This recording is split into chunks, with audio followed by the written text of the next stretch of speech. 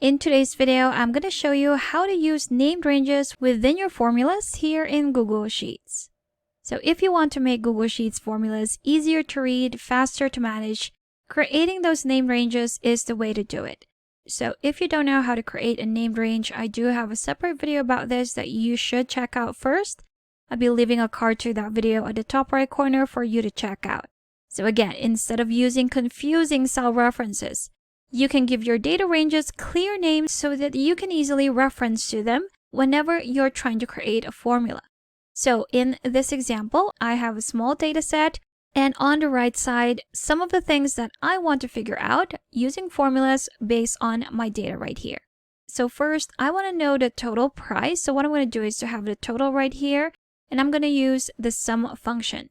I'm going to start with the equal sign, put in sum.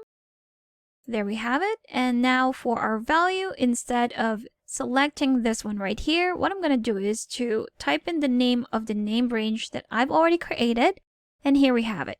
So as soon as I've typed the first three letters of that named range, it does appear on the suggested formulas or ranges right here. So you have the cell reference on the right side and the actual reference highlighted on your data. If I click on that one and press enter, here we have it. So we have a total of $422. Now let's try it with another formula. What if I wanted to just count the number of products or the unique products that I have in that data? So again, I'm going to start with my equal sign, type in count. Select that one right there, and we're going to put in our named range again, which is the name of our header, product ID. Press enter, and there you have it. So we have a total of 10 products. And last but not the least, if we try and use the VLOOKUP function, we are going to try and find the price based on the product ID. So again, that's with the VLOOKUP function. I have a drop down right here with all the product IDs right there.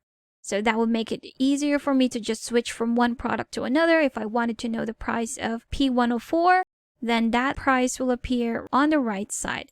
So if I go ahead and start my formula, type in VLOOKUP. If you want to see the syntax or the formula itself, there we have it. And our search key would be whatever would be chosen on this drop down. Comma. Our range would be our total range right here, which again, we will be referencing with the named range. So I'm going to type in the name of my range, which is this one, product table.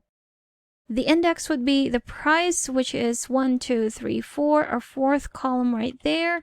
And we're going to put in a false for an exact match. Press enter and it will give you an error because we don't have anything chosen under our product dropdown. So if I select P104 right here, it should give us $45, which is $45 right here. And there you have it. If I wanted to change that again, there you go. So with our named ranges, we are able to quickly reference to those ranges from our data.